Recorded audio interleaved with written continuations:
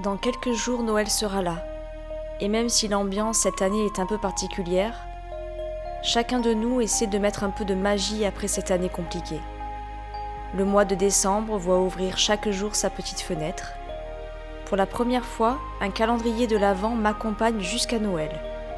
Je suis une grande buveuse de thé et de tisane et je découvre avec le palais d'été de nouvelles saveurs que je prends le plaisir de déguster. Et en parlant de boissons chaudes, chaque année j'apprécie déguster un bon vin chaud. Comme les marchés de Noël sont annulés, j'ai décidé de le préparer dans ma petite cuisine. Bonjour à tous, aujourd'hui on se retrouve en cuisine. Alors soyez sans crainte, cette chaîne ne va pas devenir une chaîne culinaire. Vu mon niveau, vous ne risquez rien. Par contre, ces derniers temps, entre tous ces confinements, ces semi-confinements, ces distances de 1 km, de 20 km, je me suis finalement peu rendue en nature. En plus de ça, il y a eu pas mal de jours de mauvais temps. Et j'ai eu envie de tester une fameuse recette que l'on déguste souvent quand on se rend dans les marchés de Noël. Je vous emmène donc dans ma cuisine pour tester la recette traditionnelle du vin chaud, accompagnée de petits sablés de Noël, des sablés au parmesan, à l'origan et au sésame.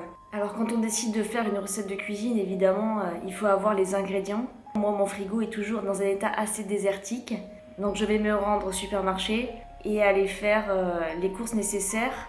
Pour le vin chaud, vous avez besoin de vin, donc je vais prendre une bouteille de vin rouge.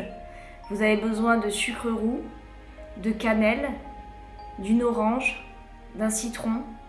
J'ai vu qu'il y avait également besoin de gingembre. Moi, je vais le prendre certainement déshydraté. Vous avez également besoin de 2 étoiles de badiane. Ces jolies petites étoiles qui servent également de décoration lorsqu'on prend les photos du vin chaud. 2 clous de girofle et un tout petit peu de noix de muscade. Pour réaliser un bon vin chaud, il vous suffit de faire frémir du vin pendant un peu plus de 5 minutes avec tous les ingrédients cités précédemment, tout en remuant régulièrement.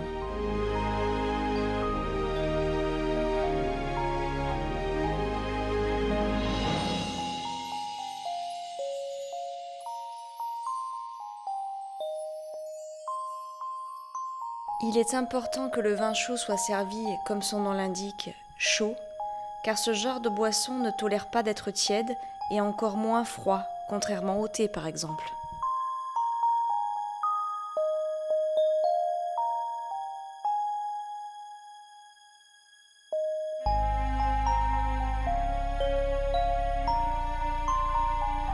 Nous passons à présent aux biscuits apéritifs de Noël.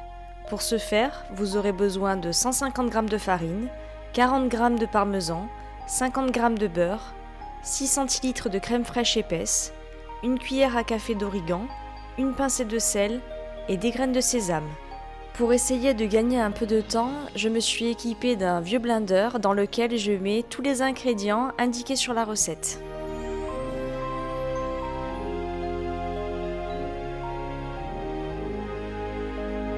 Après avoir mixé la farine, le beurre, l'origan, le parmesan et le sel, je rajoute la crème fraîche et je mixe à nouveau. Je trouve la pâte bien plus friable que dans la précédente recette qui concernait les biscuits de Noël. Je rajoute un peu de crème fraîche pour redonner un peu de liant. J'aboutis à quelque chose d'à peu près correct. Après avoir laissé reposer la pâte 1 heure au frigo, je l'étire avec mon fameux rouleau à pâtisserie. Puis j'utilise un verre pour donner la forme des biscuits apéritifs et j'utilise les jolis emporte-pièces achetés chez Sauce Green pour apporter une jolie décoration de Noël.